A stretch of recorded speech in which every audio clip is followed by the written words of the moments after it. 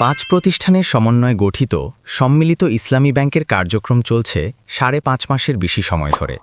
যদিও আনুষ্ঠানিক উদ্বোধন কিংবা আইনি পরিবর্তন পুরোপুরি শেষ হয়নি এখনও, কিন্তু তার মধ্যেও আবার নতুন আলোচনায় রিজলিউশন অধ্যাদেশকে কেন্দ্র করে, যার ভিত্তিতে মালিকানায় ফেরার সুযোগ রয়েছে পুরনোদের। আর সেই দৌড়ে সবার আগে আছে এক্সিম ব্যাংক। প্রতিষ্ঠানটির একাধিক সূত্র বলছে একীভূত অবস্থায় থাকতে চায় না এক্সিম। বিশেষজ্ঞরা মনে করেন প্রতিষ্ঠানগুলোর বিষয়ে নতুন সিদ্ধান্ত নেওয়া হলে বিভ্রান্ত হতে পারেন গ্রাহকরা। জাহিদ হোসেন, সাবেক প্রধান অর্থনীতিবিদ, বিশ্বব্যাংক ঢাকা অফিস, তিনি বলছেন, কম বললে বলা হবে ভবিষ্যৎ অনিশ্চিত, আর বেশি বললে বলা হবে ভবিষ্যৎ অন্ধকার। 5টা ব্যাংক হলেও মালিক তো দুটো বড় বিজনেস গ্রুপ। কাজে তাদের পক্ষে এই দুই, একটা হলো লাইসেন্স আর একটা হচ্ছে 18 ক, এই দুইয়ের ভিত্তিতে এই দাবিটা করা যে আমাদেরকে আমাদের প্রতিষ্ঠানটা ফিরিয়ে দেন,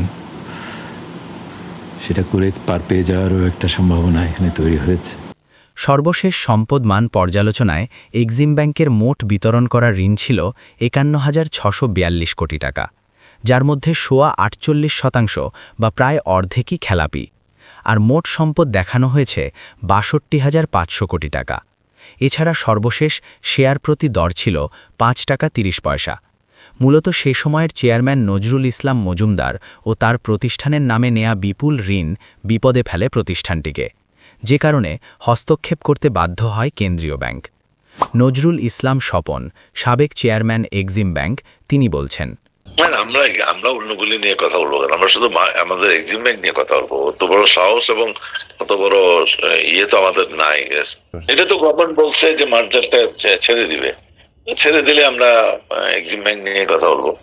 জাহিদ হোসেন, সাবেক প্রধান অর্থনীতিবিদ, বিশ্বব্যাংক ঢাকা অফিস, তিনি আবারও বলছেন, একটা মডেল হতে পারত অন্যান্যগুলো নিষ্পত্তির জন্য। সেই মডেলটাই তো এখন ভেঙে পড়ছে।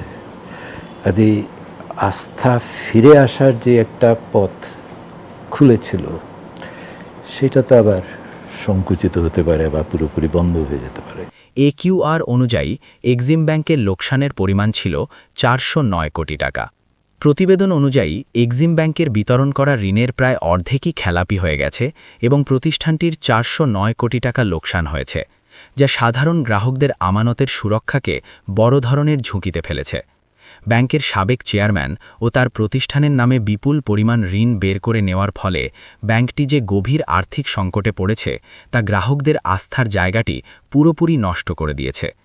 এমন নাজুক আর্থিক অবস্থার মধ্যেও ব্যাংকটির পুরনো উদ্যোক্তারা একীভূতকরণ প্রক্রিয়া থেকে বেরিয়ে আসার যে চেষ্টা করছেন, অর্থনীতিবিদদের মতে তা গ্রাহকদের মারাত্মকভাবে বিভ্রান্ত করবে।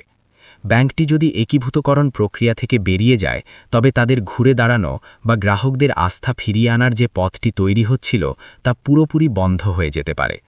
সামগ্রিকভাবে ব্যাংকটির ভবিষ্যৎ নিয়ে বিশেষজ্ঞদের করা অন্ধকার বা অনিশ্চিত মন্তব্য প্রমাণ করে যে এই প্রতিষ্ঠানটিতে গ্রাহকদের আমানত ও লেনদেন বর্তমানে চরম নিরাপত্তাহীনতার মধ্যে রয়েছে।